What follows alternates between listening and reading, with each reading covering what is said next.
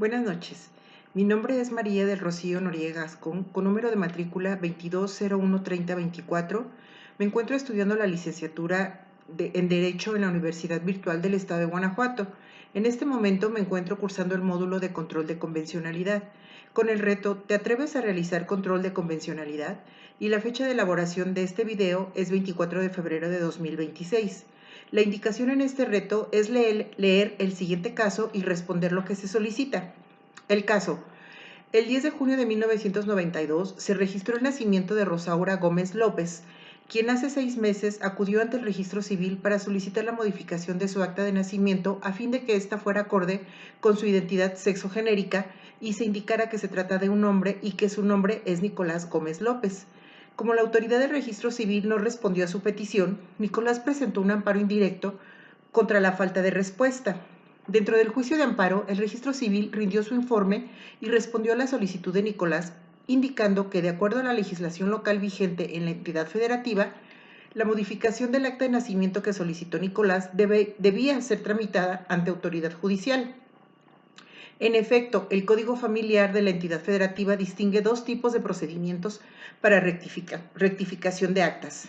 Uno, procedimiento judicial vía juicio especial oral para la adecuación o concordancia sexogenérica en acta de nacimiento. Y dos, procedimiento administrativo ante el registro civil para el cambio de apellidos en caso de reconocimiento voluntario de un hijo. Los planteamientos son los siguientes. ¿Qué harías si fueras juez de distrito y estuvieras conociendo del amparo indirecto? A. Niegas el amparo confirmando que el trámite debe realizarse por vía judicial, o B. Concedes el amparo y ordenas al registro civil dar trámite a la solicitud. Desarrollo de la respuesta respecto del caso planteado. Considero en este caso se debe conceder el amparo y ordenar al registro civil dar trámite a la solicitud bajo las siguientes consideraciones. Nuestra Constitución Federal en su artículo 1 señala que todas las personas gozarán de los derechos humanos reconocidos en la misma y en los tratados internacionales de los que el Estado mexicano sea parte. Asimismo, indica en su segundo párrafo que las normas relativas a los derechos humanos se interpretarán de conformidad con la Constitución y con los tratados internacionales de la materia, favoreciendo en todo tiempo a las personas la protección más amplia. Y en su párrafo tercero dice que todas las autoridades en el ámbito de sus competencias tienen la obligación de promover, respetar, proteger y garantizar los derechos humanos. En consecuencia, el Estado deberá prevenir, investigar, sancionar y reparar las violaciones a los derechos humanos en los términos que establezca la ley. En su párrafo cuarto señala que queda prohibida toda clase de discriminación motivada por origen étnico o nacional, el género, la edad, las discapacidades, la condición social, las condiciones de salud, la religión, las opiniones, las preferencias sexuales, el estado civil o cualquier otra que atente contra la dignidad humana y tenga por objeto anular o menoscabar los derechos y libertades de las personas. Entonces, la dignidad humana como fundamento de los derechos reconocidos a todos los seres humanos para que desarrollen integralmente su personalidad, dentro de los que se encuentran, entre otros, el derecho a la privacidad, el nombre, a la propia imagen, a la dignidad personal y al libre desarrollo de la personalidad, que comprende, entre otras expresiones, la libertad de escoger la apariencia personal, así como la libre opción sexual. En tanto, que estos aspectos son parte de la forma en que una persona desea proyectarse y vivir su vida, y que por tanto solo a ella corresponde decidir autónomamente. La Suprema Corte de Justicia de la Nación ha sido un actor fundamental a través de sus sentencias. Los alcances de este derecho en el país se han desarrollado a partir de las decisiones de la Suprema Corte de Justicia de la Nación en temas tan diversos como la reasignación sexual, en el amparo directo 6/2018, en el cual se consideró que con la evolución social y jurídica que la protección de los derechos humanos ha tenido en los últimos años, así como el reconocimiento y protección de diversas garantías fundamentales como el derecho a la intimidad, a la propia imagen, libre desarrollo de la personalidad, a la identidad personal y sexual, que si bien no se desprenden de manera explícita de ordinal constitucional alguno, sí se desprenden de manera implícita de los tratados internacionales suscritos por México. y por ende debe concebirse como derechos derivados del reconocimiento al derecho a la dignidad humana, pues solo a través de su pleno respeto podremos hablar de un ser humano con dignidad.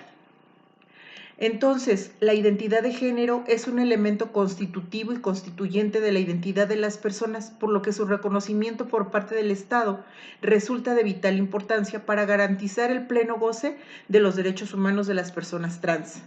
Ahora bien, el derecho de las personas a definir de manera autónoma su propia identidad sexual y de género se hace efectivo garantizando que tales definiciones concuerden con los datos de identificación consignados en los distintos registros, así como en los documentos de identidad, y en caso de que no exista la correspondencia, debe existir la posibilidad de modificarlas.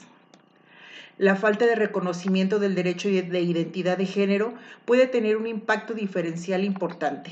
Este derecho se encuentra protegido por la Convención Americana de Derechos Humanos a través de las disposiciones que garantizan el libre desarrollo de la personalidad, el derecho a la privacidad, el reconocimiento de la personalidad jurídica y el derecho del nombre, derechos reconocidos por el derecho interno y el derecho internacional.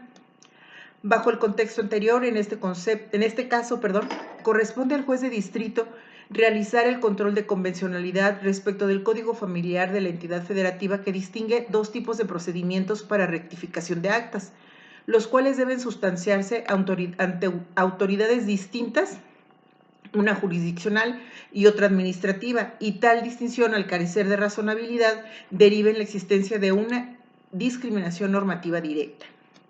Se estima aplicable el criterio sustentado por la primera sala de la Suprema Corte de Justicia de la Nación en el amparo en revisión 1317/2017, en el que se resolvió sobre la inconstitucionalidad de la norma en la que el registro civil negara la adecuación del acta de nacimiento a la identidad de género autopercibida a través de un procedimiento administrativo.